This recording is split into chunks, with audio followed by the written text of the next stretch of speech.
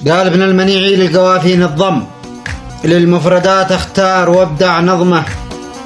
يا هاجسي بالله توكل واعزم على حبيش العز سوي هجمه. على الهاجري يا هاجسي قم سلم وتنشد اخباره وما هو علمه. ان كان ناوي الحرب فليتقدم، قال إن كان ناوي الحرب فليتقدم للمعركة يأتي ليأخذ قسمه. بذوقه من حد سيفي علقم واجعل حياته في النكد والنقمة. وأدبه لا عد يكون يهنجم، قال وأدبه لا عد يكون يهنجم.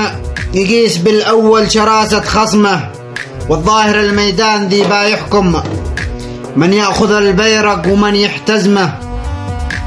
أنا عميد الشعر وأنا الفندم وهاجسي في الحال شدي عزمه.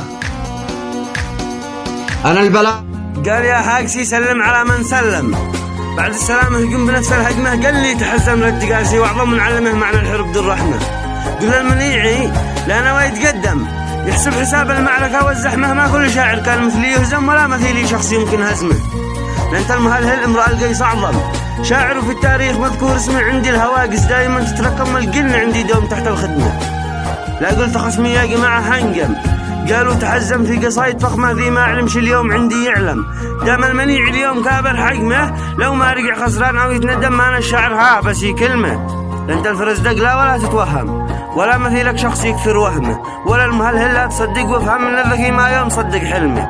أما مثيلي لا نويت أقلم للمعركة يخرج بكامل دعمه، والشعر مثل السهم بيد الأقوم ما أنا الذي فاهم يصوب سهمه. والخاص ذي هو قيد يقول له يا عم أبارزه بالشعر بس واحترمه، والقيد لا شاف الغلط جا حكم. والخصم ذي هو قيد يقبل حكمه، والخصم ذي بالناس قل له تسلم. هذا إذا في خصم ناسب خصمه وما ينال العز ذي مش مهتم.